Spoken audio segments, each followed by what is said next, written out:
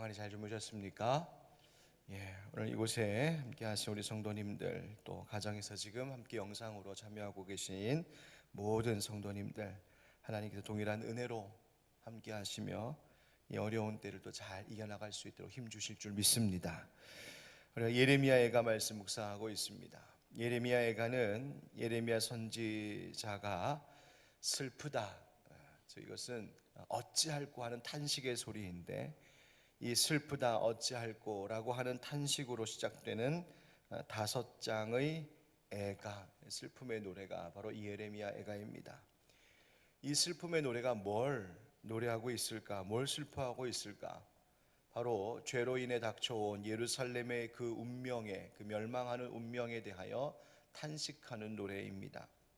하나님의 영광이 나타났던 예루살렘이 그 죄에 대한 심판으로 인하여서 황폐한 예루살렘이 되고, 그것을 바라보게 될 이 선지자가 도무지 억누를 길 없는 이 슬픔을 가슴 깊이 비통해하며 토로하고 있는 것이 바로 예레미야 애가입니다.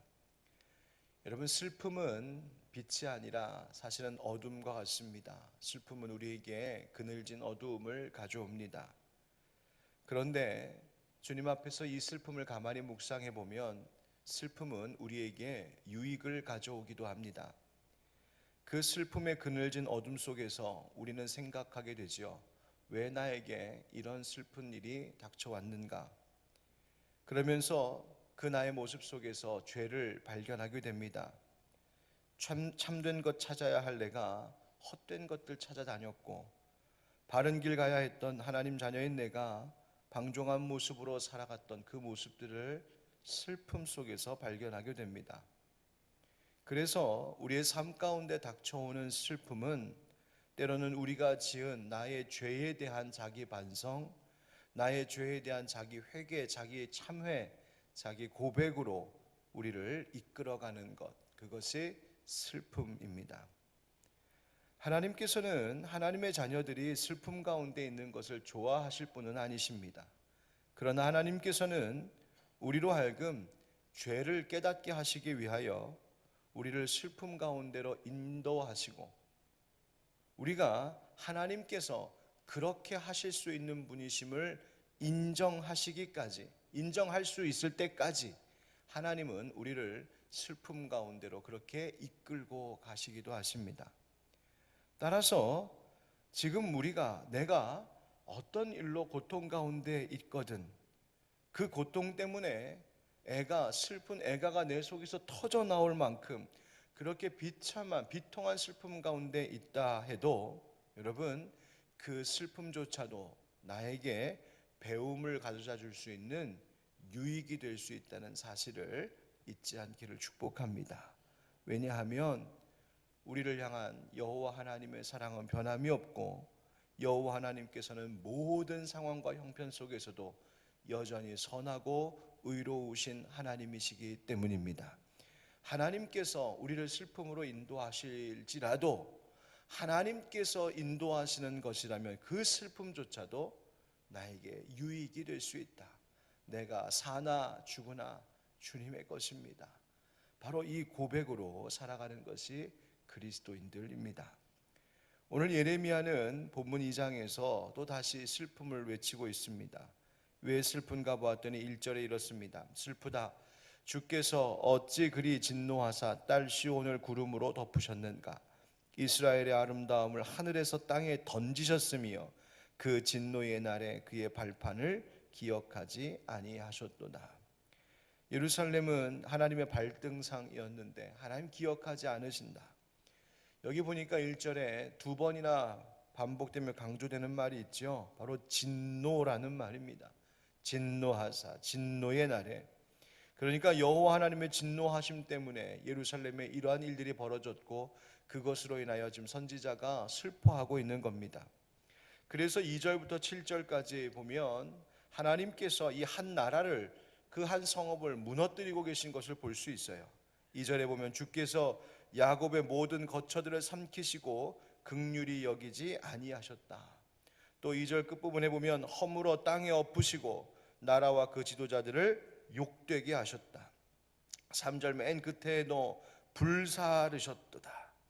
5절 맨 끝에 5절 중 하반절에도 그 모든 궁궐들을 삼키셨고 견고한 성들을 무너뜨리사 딸 유다의 근심과 애통을 더하셨다. 한 성읍 한 나라가 무너지고 있습니다. 한 나라의 국가 체제가 파괴되는 것만이 아니라 6절 7절에 보면 그들이 그토록 자랑하던 또 의지했던 성전 즉 종교도 무너지고 있습니다. 6절에 주께서 그의 초막을 동산처럼 헐어버리시며 그의 절기를 폐하셨도다. 그 거룩한 예루살렘 성전을 허물어뜨리시고 그들에게 꼭 지키라고 하셨던 절기와 안식일마저도 잊어버리게 하셨습니다. 7절 말씀에 보면 제단도 성소도 다 버리셨다고 그렇게 탄식하고 있습니다. 한 나라가 무너지고 또 그들의 정신적 중심이 되었던 이스라엘의 이 민족 정신의 근간이 되었던 성전도 종교 정신도 제도도 절기도 이런 상징적인 모든 성소와 같은 장소들도 다 무너지고 다 잊어버리고 오늘 그런데 그것만이 아니라 예루살렘 그 성벽과 성문까지도 무너지고 있습니다. 그것이 바로 8절과 9절 말씀이에요. 또 9절 끝에는 뭐라고 말하냐면 그 성의 선지자들은 여호와의 묵시를 받지 못하는도다. 묵시 하나님의 계시이지요. 하나님 말씀도 들려오지 않는 겁니다. 하나님의 뜻을 알지 못하는 겁니다. 하나님과 백성들이 영적으로 막히고 소통하지 못합니다. 종교적으로 무너지고 나라의 안전도 무너지고 모든 것이 다 비참하게 무너져 내리고 있는 겁니다. 결국 10절 말씀 뭐라고 합니까? 딸 시온의 장로들이 땅에 앉아 잠잠하고 티끌을 머리에 덮어쓰고 굵은 배를 허리에 둘렀으며 예루살렘 처녀들은 머리를 땅에 숙였도다. 즉 이 예루살렘 백성들의 비통함이 얼마나 큰지 마치 장례식을 치르고 있는 모습처럼 그렇게 머리에 티끌을 뒤집어 쓰고 굵은 배를 허리에 두르고 슬퍼하고 있는 모습입니다. 온 예루살렘 성이 온 나라가 장례 초상집이라는 거예요. 더욱 선지자와 예루살렘의 백성들을 슬프게 하는 것이 있었습니다. 뭐냐면 이 모든 비참하고 그 무시무시한 일들이 사실은 다 여호와 하나님께로부터 왔다 하는 사실입니다. 하나님이 이렇게 하셨다. 여러분 이러한 상황 속에서 예레미야 선지자가 뭐라고 했을까요? 11절에 보니까 그 예레미야 선지자가 이제 자기의 그 비통한 마음을 쏟아놓습니다. 11절에 내 눈이 눈물에 상하며 내 창자가 끊어지며 내 간이 땅에 쏟아졌으니 이는 딸 내 백성이 패망하여 어린 자녀와 젖 먹는 아이들이 성읍 길거리에 기절함이로다. 여기서 내 딸 백성이란 바로 예루살렘 두고 그 시온 성을 두고 하는 말입니다. 이 예루살렘의 멸망 때문에 뭐라고 예레미야가 말합니까? 자기의 창자가 끊어지고 내 간이 다 땅에 쏟아진다. 여러분 우리말에도 단장의 고통이라는 말이 있죠. 장이 끊어지는 그 아픔, 또 애간장이 녹아내린다 이런 말 있죠. 바로 그 간이 땅에 쏟아져 내리는, 그러니까 우리랑 유대인들이 표현이 비슷했어요. 바로 그 마음이었던 것입니다. 딸 아이와 같이 사랑하는 이 예루살렘 백성들이 다 죽어가고 있습니다. 마치 그 모습이 어린 아기가 어미의 품에서 죽어가면서 엄마 먹을 것 없어요 하며 죽어가고 있는 꼭 그 모습 같다는 이야기입니다. 12절 그들이 성읍 길거리에서 상한 자처럼 기절하여 그의 어머니들의 품에서 혼이 떠날 때에 어머니들에게 이르기를 곡식과 포도주가 어디 있느냐 하도다. 엄마 품속에서 굶어 죽어가고 있는 아이의 모습과 같다는 겁니다. 이 예루살렘이. 더 비극적인 것은 13절입니다. 딸 예루살렘이여 내가 무엇으로 네게 증거하며 무엇으로 네게 비유할까? 처녀딸 시온이여 내가 무엇으로 네게 비교하여 너를 위로할까? 너의 파괴됨이 바다같이 크니 누가 너를 고쳐줄 소냐? 너무너무 슬픈데, 너무너무 고통스러운데 위로할 수도 없다는 겁니다. 아무것도 위로가 되지 않는다는 겁니다. 왜?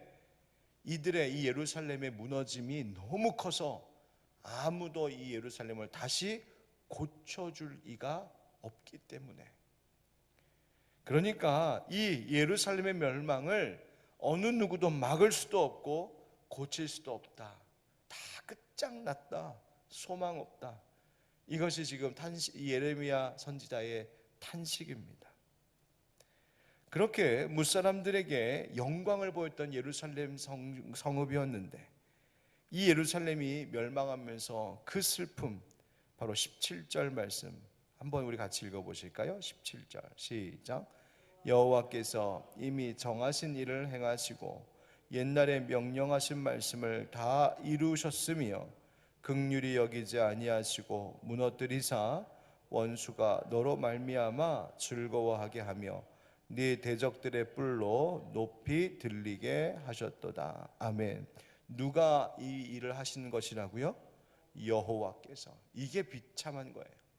여호와께서 이미 정하신 일을 행하셨다. 여호와께서 하신 일, 이것이 그들에게 가장 큰 절망이었습니다.